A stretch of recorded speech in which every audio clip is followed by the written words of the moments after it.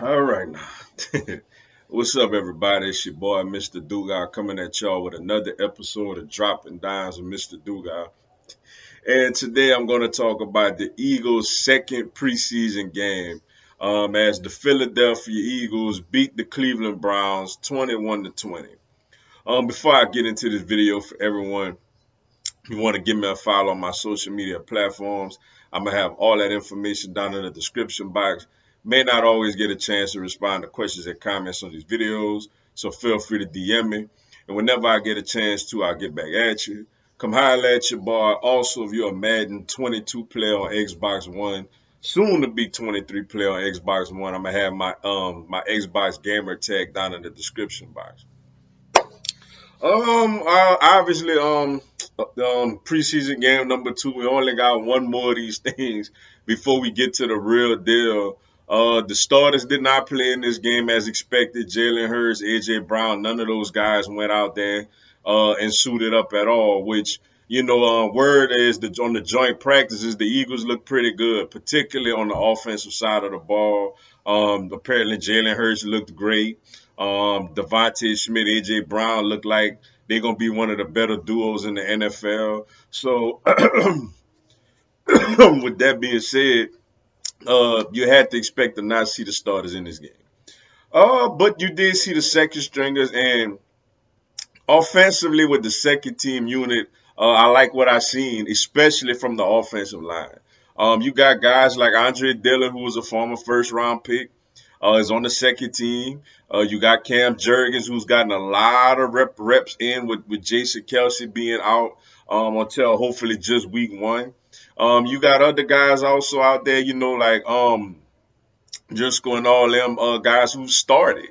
And off of the second team offensive line did a great job, and they moved people off the ball as they absolutely dominated the Cleveland Browns front seven, particularly in the run game. As Boston Scott had a look great out there, Kenny Gainwell looked great out there, both running the ball in between the tackles. It's a lot of talk that we may try to trade for a guy like a Kareem Hunt, or somebody like, or look back at a Jordan Howard, to get another running back into this backfield if Miles Sanders is not completely healthy at the start of the season. But I'm not saying we still may not do that. But Boston Scott and Kenny Gainwell, they did a good job today running behind a physical offensive line who was out there mauling people. Gardner Minshew did not look bad today neither. Though he did not throw the ball a lot. We mostly kept it on the ground. He made some nice throws out there. So he's a quality backup quarterback, man. And we seen that last season. Whenever we needed him to go out there and start against the Jets, he was darn near perfect out there. The tight ends were a little quiet. Richard Rodgers made like one or two catches. I forgot his name, but I think it was number 83 made like a couple of catches. But as far as the wide receivers go, I tell you what, man, Deion Kane looked really good out there today.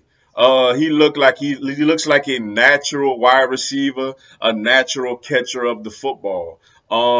He gonna make it hard, man, for this final for this wide receiver spot. This wide receiver group is this probably the deepest wide receiver core that we've had in a while. You got AJ Brown out there, you got Devontae Smith out there, Quez Watkins out there, Zach Pascal, who I think is a very, very good number 4 wide receiver. And then you got the battle for the fifth and possibly the 6 wide receivers. You got Jalen Rager out there who is hanging on by a thread, but we know what we know that at least the physical talent that he could capably have. Greg Ward is still out there, still on the bubble. Deion Kane, like I mentioned, looked really good out there. Devon Allen, the track star, catches basically the game winning touchdown pass, catches a bomb from Reed Sinnett out there that he just blew by everybody. But at this point though, he may be a little bit of a one-trick pony though.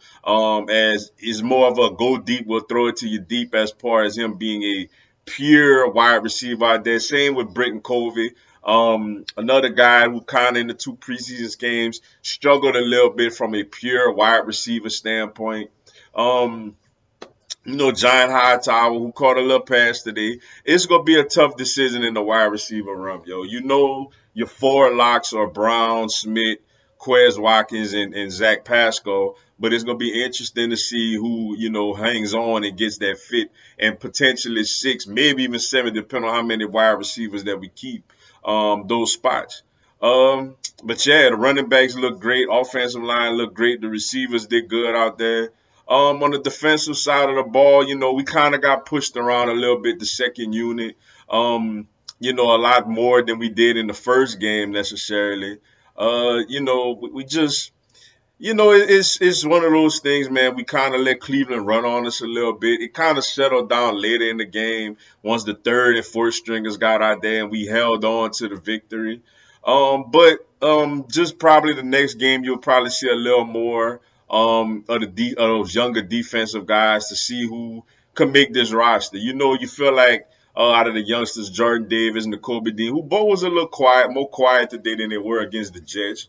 Josh Jobe has, he has the physical features, the physical tools, but he struggled in the two preseason games in coverage.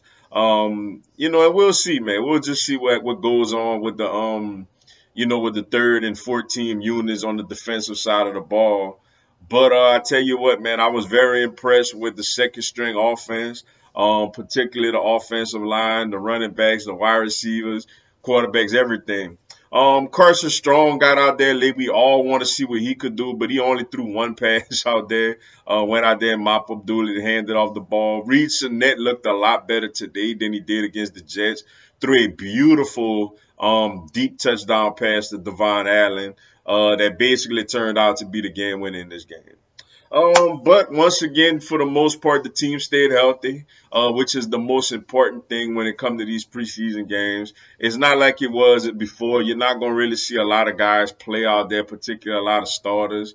So you just hope to have good health and that your youngsters continue to develop, and that's really what it's basically about. Last game next week against the Miami Dolphins, and then we get ready for the real deal. But I like where this roster is right now. I like the depth on this team, and we're gonna see what happens, man. Looking forward to getting this last preseason game over with and getting into this season. But with that being said, yo, that's all I got for y'all today. Appreciate y'all checking out the video. Hit the like button for your boy. Give me a subscribe. I have Philadelphia Eagles, NFL, and content of my other teams throughout the year. Y'all have a blessed one. Fly Eagles, fly.